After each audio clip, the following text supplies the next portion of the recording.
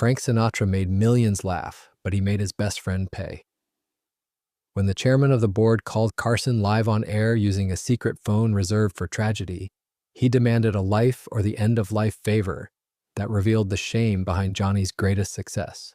The curtain went up on The Tonight Show at 11:30 p.m. The year was 1984, and Johnny Carson, impeccably dressed in a custom-tailored suit that cost more than most cars, was on fire. His energy was a palpable thing, a clean, sharp current that flowed from his desk across Ed McMahon and straight into the cameras. He was doing a brilliant bit about political mishaps and the absurdity of Washington, his signature casual shrug punctuating every perfect punchline. Ed McMahon's trademark laugh roared like thunder on cue, a sound so reliable it could have been set to a clock. Everything was exactly as it had been for decades, down to the angle of the microphone and the color of Doc Severance's jacket. This was the routine, a finely tuned machine running on the oil of American predictability. This was the unflappable man America invited into their living rooms every single night, the master of precision and professional distance who rarely let his guard down and never sacrificed the schedule for anything. But just off stage, beyond the glare of the hot lights, a small, dark object sat on a credenza beside the producer's chair. The red phone. It was reserved for a single purpose, a national emergency or a personal tragedy so vital it warranted breaking the show's sacred rhythm. The phone was a proprietary link, a dedicated line that bypassed the network switchboards entirely, a lifeline to absolute, undeniable authority known only to a handful of people in the entire country.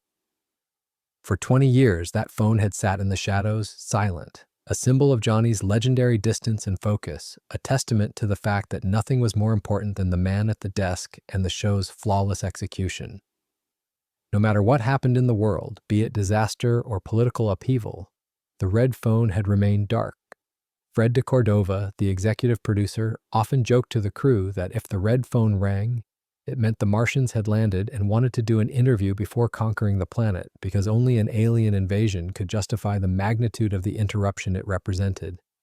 Tonight, however, as Johnny sailed effortlessly into his third joke, cracking up the audience with a well-timed double take and a pitch-perfect impression of a senator, something shifted.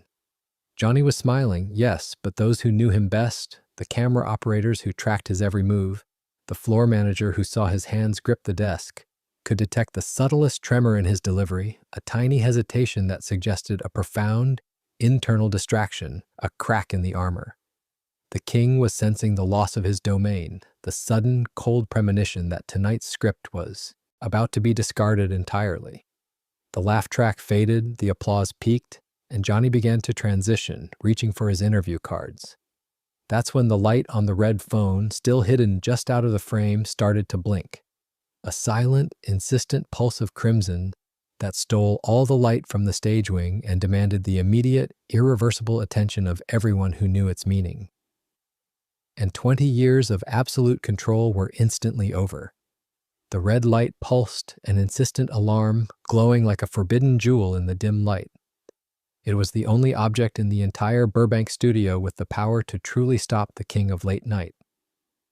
For a fleeting second, the entire production staff, trained over decades in the religion of Carson's perfection, simply froze. The sight of the blinking red phone was unthinkable, a rupture in the space-time continuum of television, a signal that reality had broken into the highly controlled environment of the studio. The audience, still chuckling, had no idea the world was subtly tilting on its axis just beyond the reach of the cameras. But Fred de Cordova, the executive producer, saw it and moved like a bolt of lightning toward the stage, his sudden, frantic momentum disrupting the careful stillness of the set. Johnny, who had just turned to address Ed McMahon, felt the sudden pressure of movement behind him, and his head snapped around. He saw Fred's face, chalk white, eyes wide with a terror that transcended show business, the terror of a man whose rulebook had just been shredded. Fred reached the stage, leaning low over the rim, waving his hands frantically, the signals clearly contradicting themselves in his panic. Stop the show, but whatever you do, don't panic the audience. Freddie, are the Martians here for an interview already? Did they land on the roof? Johnny joked, the easy delivery masking a sudden, deep internal concern that tightened the muscles in his jaw, preparing for the worst. The audience laughed nervously, uncertain if this extraordinary break in routine was part of the bit or a true disaster unfolding before them. Fred ignored the mic, ignoring the laugh track, his voice a ragged, desperate whisper only Johnny could hear above the fading studio noise. "It's him, Johnny, on the private line. He says it can't wait. He insisted on breaking in." The three words hung in the air. "It's him," and the gravity of them instantly eclipsed every joke ever told on that stage. There was only one him with the sheer audacity and power to bypass every protocol, every layer of security, and every producer without consequence. Frank Sinatra. Johnny's legendary composure shattered. The smile vanished, replaced by an expression of cold, heavy realization. His eyes narrowed, and a cold certainty settled over his features. He nodded once, curtly, dismissing Fred with a tiny flick of his wrist. He then turned back to the audience, his movements slow and deliberate, commanding the total attention of 20 million viewers who were suddenly aware something profoundly serious was happening. "Folks," Johnny said, his voice flat, stripped of its trademark levity, "we are going to do something we have never done here on The Tonight Show, not in 20 years. This is completely unscripted and unavoidable." He walked to his desk, bypassed the interview seat, and reached for the forbidden red phone. "I have received a call that is apparently urgent, a matter of, let's just say, profound and immediate loyalty, a debt that demands payment now." He gave Ed McMahon a tight, silent signal to stay put. As Johnny lifted the cold receiver, the director, following a standing instruction for an emergency that was never supposed to happen, cut the live audio from the stage. The massive, gold-plated microphone boom swung silently away. On screen, the audience could only watch in stunned silence as the king of late night put the receiver to his ear, his face set in a mask of unnerving seriousness, isolating himself completely from the noise and the cameras. The moment Johnny Carson pressed the cold receiver to his ear, he wasn't hearing the silky, confident voice of the chairman of the board. He was hearing the raw, desperate plea of a man facing a crisis even his immense power could not overcome alone. The millions watching at home saw only a silent tableau. Johnny, hunched slightly over the desk, the red phone a stark, anachronistic prop against the set's bright blue curtain. His audience saw the rigid posture, the jaw set like concrete, and they knew this was not a gag. "John," the voice rasped, heavy with fatigue and a rare vulnerability only a few had ever witnessed. The voice of a legend stripped down to pure urgency. "I wouldn't break your show for a president. You know that. This is different. This is a matter of life and the end of life, and only you can fix the bureaucracy." Carson only listened, his legendary ease melting away. Sinatra didn't waste time on pleasantries. He delivered the information like a rapid-fire series of devastating blows. He spoke of hospitals in Nevada, of crushing, mounting medical bills that had reached astronomical figures, and of a man named Gabe. When Sinatra spoke the name Gabe, Johnny's head snapped up. It wasn't the sound of the name that registered, but the memory it unlocked from 3 decades prior, a ghost from his difficult early days. Johnny closed his eyes for a brief, heavy second, a gesture of profound recognition and pain, the memory washing over him. He repeated the name softly, a reverent echo. "Gabe," Sinatra continued, his voice tight, pleading for speed. Gabe was in dire straits, facing a highly complex medical procedure that could save his life, but his family had exhausted every penny on treatment options that had failed over the last 2 years. His health condition meant the procedure was time-sensitive. A delay of mere days could be fatal. And Sinatra, for all his money and connections, was out of financial and logistical options to move this fast through the insurance red tape. "Frank, I hear you," Carson finally said, his own voice barely a whisper, the sound of a man recognizing a sacred debt that had come due. "I know, Gabe. Tell me the full extent of what they need exactly, down to the last surgical appointment." Sinatra detailed the amount, a figure so enormous it would crush an ordinary family, and the impossible logistics required to secure the specialist surgeons and the operating room within 24 hours. Johnny listened to every detail, every requirement, every desperate caveat. He scribbled notes onto his monologue cue card pad, his hand shaking slightly as he pressed the pen, literally writing the debt of his past over the planned performance of his present, crossing out punchlines with critical names and numbers. It was clear Sinatra was putting Gabe's life, and his own profound belief in Carson's integrity, on the line. The conversation ended abruptly, like a fuse burning out, with Sinatra's final, desperate question. Johnny gently placed the receiver back on the cradle, rigid with the enormity of the commitment. He had promised Frank Sinatra everything, but the millions watching still had no idea who Gabe was, or why the king had just sacrificed his reign for a whisper. To understand why Johnny Carson, the untouchable icon, would stop the greatest show in television history, you have to rewind 30 years to a black-and-white world of sweat, cheap smoke, and impossible dreams, the world where the foundations of his fame were laid.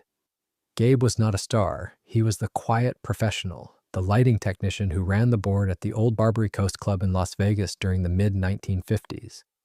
Gabe's nickname was Gabe the Glue because he literally held the often fraying show together every night, making sure the lights worked and the microphones didn't squeal, always patching and repairing behind the scenes.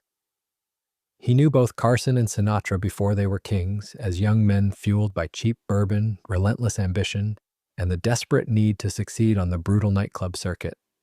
Gabe wasn't paid for loyalty, but he gave it freely, a fundamental generosity that defined the man's character and made him indispensable to the nervous, ambitious performers. One blistering summer night, Carson was struggling through a routine. The crowd was drunk, hostile, and ready to turn on the nervous young comic, smelling blood in the water.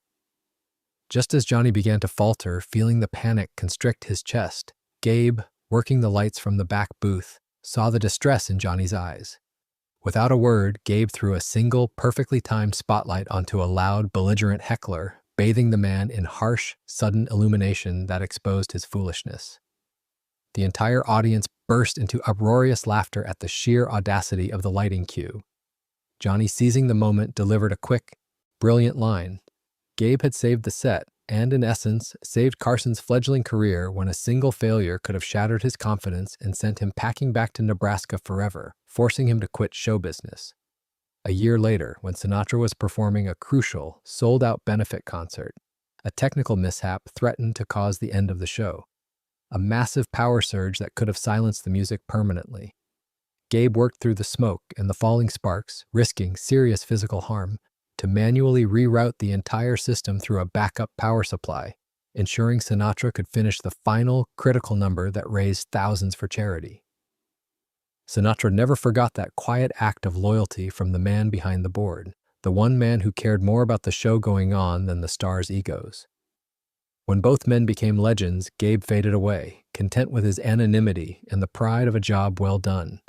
He never asked either man for a single dime or a ticket to their shows. But Gabe had been battling a serious, debilitating health condition for 2 years, quietly exhausting his savings and his wife's resources until they reached absolute zero. His final chance for a cure was dwindling. His wife finally broke her promise to him, calling the only man who still answered Frank Sinatra's personal calls.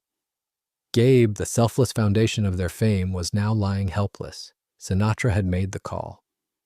The full, crushing weight of that forgotten history rested entirely on Carson's conscience. Carson took a deep breath, the clean, conditioned air of the studio suddenly feeling heavy and thin with the weight of his memory, the smell of cheap Las Vegas smoke almost palpable. He pushed himself back from the desk, his hands steadying themselves on the polished mahogany wood. For a moment, he was simply the solitary figure of the most powerful man in television grappling with a ghost from his past, a time when he had nothing. He glanced at Ed McMahon, then looked past the audience straight into the primary camera lens. "Folks," he began, his voice huskier now, stripped of all its comedic gloss. "That was a private matter of extreme urgency and, well, of profound loyalty to a friend who is fighting a battle alone, a battle we can and must help him win. It concerns a debt I've carried for 30 years. He didn't need to name Sinatra or Gabe.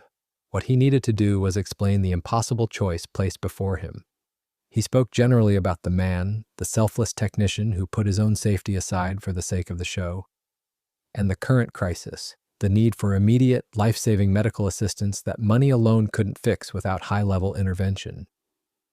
He was building the emotional case, justifying the monumental breach of protocol to the millions watching, demanding their silent understanding. The silence in the studio was electric, palpable, a shared understanding of the gravity of the moment. Carson concluded the brief explanation, stating he would personally be taking action to ensure his friend received every resource necessary, bypassing the bureaucracy and the red tape. The audience began to applaud softly, a slow, gentle ripple of affirmation, recognizing the sincerity of the commitment. But Johnny held up a hand. There was one last thing, the true reason for the public announcement. "When I hung up that phone," Carson said, his voice dropping to a near whisper, vibrating with deep emotion, "Frank gave me a final line. It wasn't about money. It wasn't a demand for a favor. It was a question that cut right through all of this, all the fame, all the lights, all the years of success. It went straight to the heart of what matters in a man's soul." He paused, looking straight into the lens, completely vulnerable, inviting the entire nation into his crisis of conscience. He spoke the words slowly, deliberate, and raw. "Johnny, are you still the man who remembers the trip up, or just the man at the top?" The 17 words echoed in the total silence of the studio, a moment of moral reckoning that hung heavy in the air. It was a challenge, a moral gauntlet thrown down by one legend to another, forcing Carson to confront his own humility, demanding to know if fame had corrupted his core. And in that silence, Johnny Carson stood completely, devastatingly speechless. For 20 long seconds, the clock ticking slowly toward the commercial break, Johnny Carson was utterly speechless. He didn't blink. He didn't fumble for a joke. He simply stood there, a legendary figure made small by the power of a single moral challenge. The question had hit him with surgical precision, piercing the armor of fame and challenging his integrity. Had he forgotten the young, hungry man who needed Gabe the glue to save his first major set? The answer, hanging heavy in the air, was nearly visible in the flicker of guilt and the sudden moisture in his eyes. He closed his eyes briefly, gathering the reserves of humility he rarely allowed to surface, the humility that had driven him from Nebraska before making his ultimate choice. When he opened them, the king of late night was gone, replaced by the earnest young man who once dreamed of the spotlight. His voice, when it finally returned, was rough, thick with an emotion the American public had been trained for decades to believe Johnny Carson did not possess. He spoke, a direct answer solely for Sinatra, his voice vibrating with absolute truth. "I remember the trip up, Frank."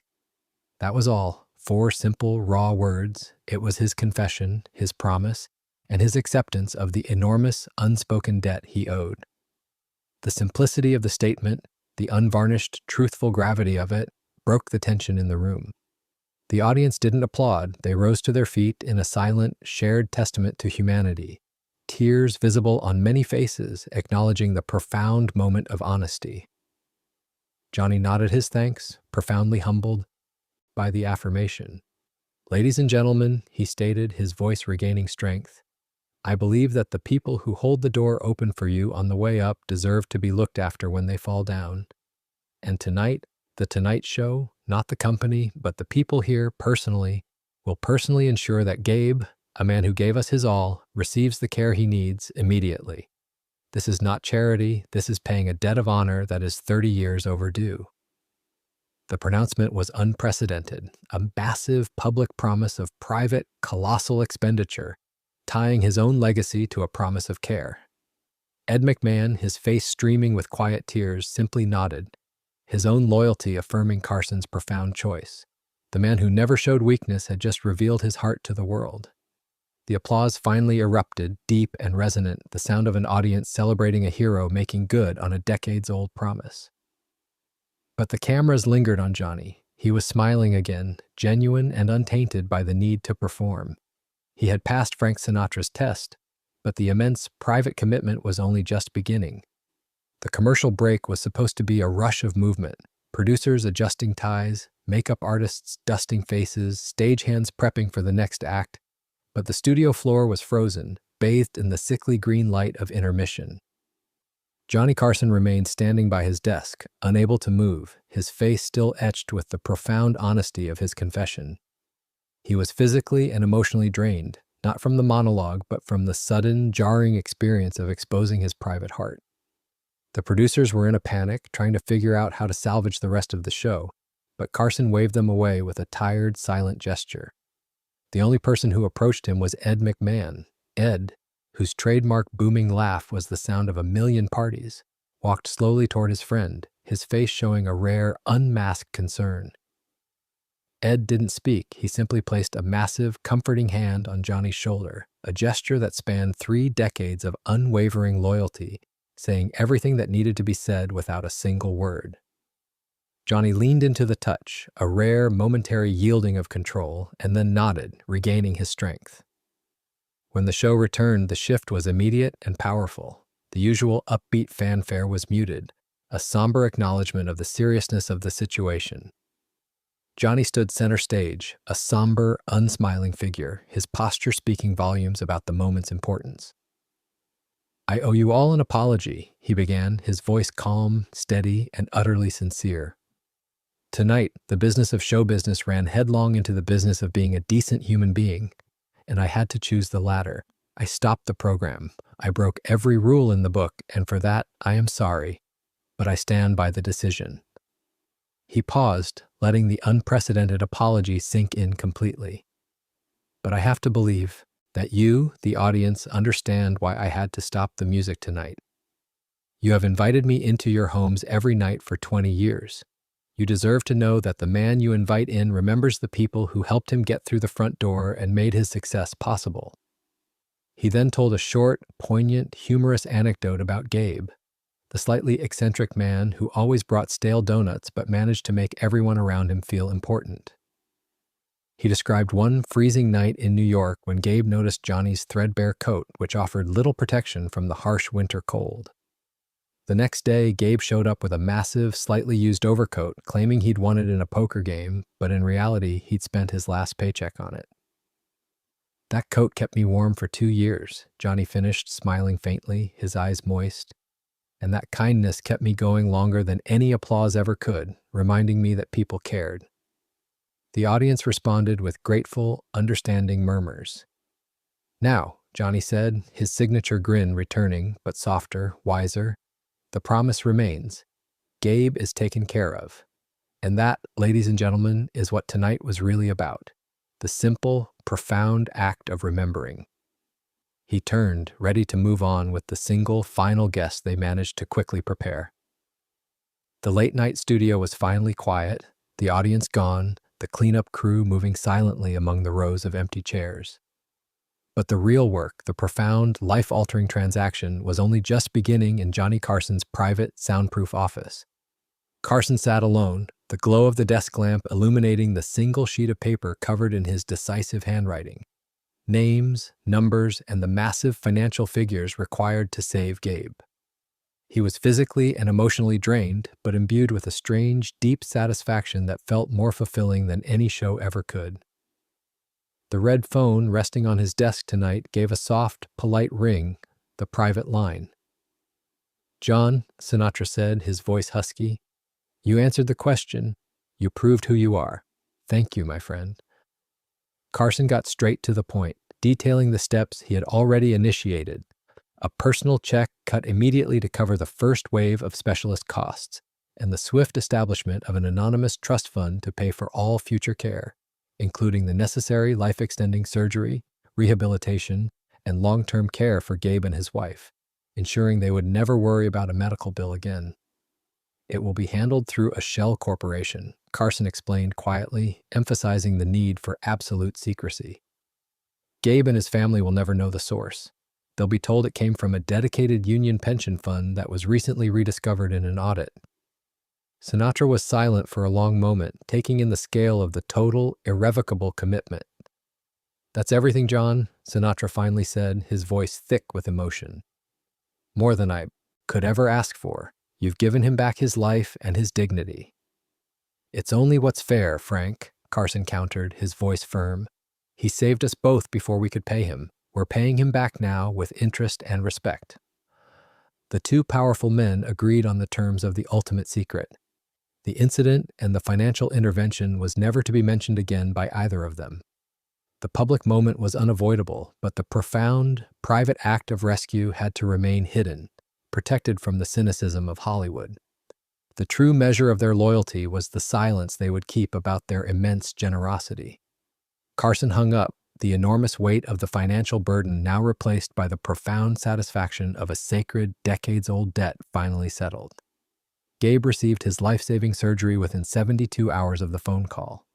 The complex logistics, the massive financial hurdle, the immediate access to the finest specialists, all were smoothed over by the invisible, powerful hand of the Tonight Show's host and the chairman of the board.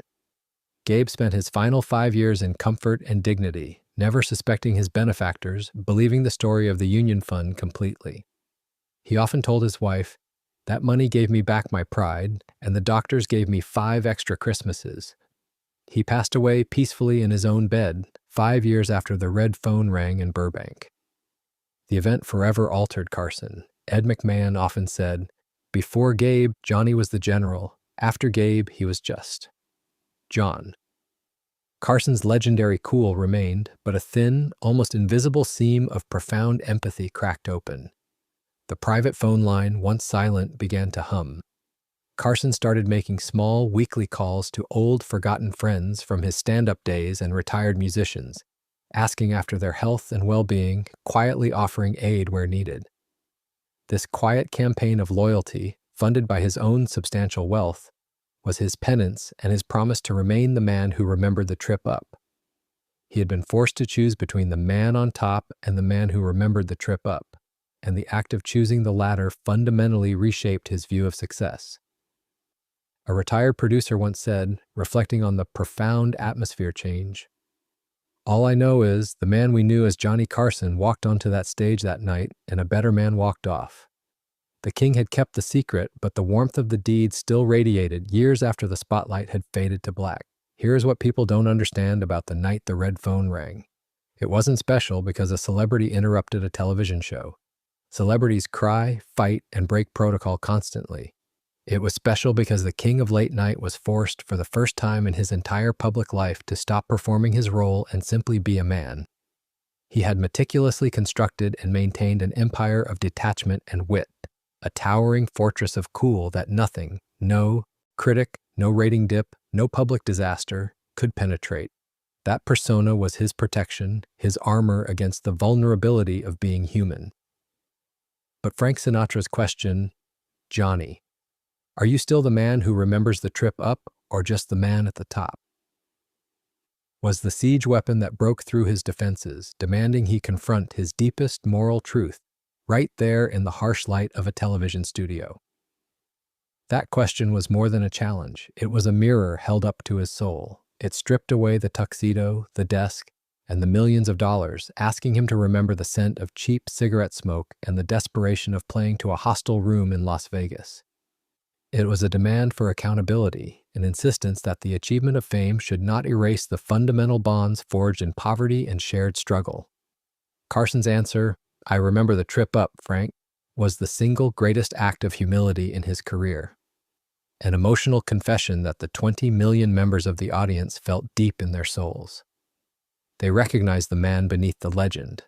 The true legacy of that night isn't the television clip or the initial walk-off. The legacy is the quiet 5 additional years Gabe lived, comfortable and loved, because 2 kings of entertainment agreed to silence their egos and honor a forgotten stagehand. They understood that the true currency of Hollywood isn't fame, it is gratitude, expressed not in headlines but in massive, secretive acts of generosity that change lives forever. The red light incident changed Johnny Carson forever, profoundly reminding him that his phenomenal success was built on the shaky wooden foundations laid by selfless people like Gabe, who fixed the lights and saved the sound, never asking for credit. The moment of truth wasn't when he stopped the show, but when he delivered those 4 quiet words of confession, "I remember the trip up." This story of profound loyalty and a secret promise kept across 3 decades is a powerful reminder that the true kings of Hollywood are often the ones we never see. If you were moved by Johnny Carson's choice to honor his past, please subscribe to the channel, give this video a like, and ring that notification bell so you never miss a deep dive into the hidden truths behind the legends.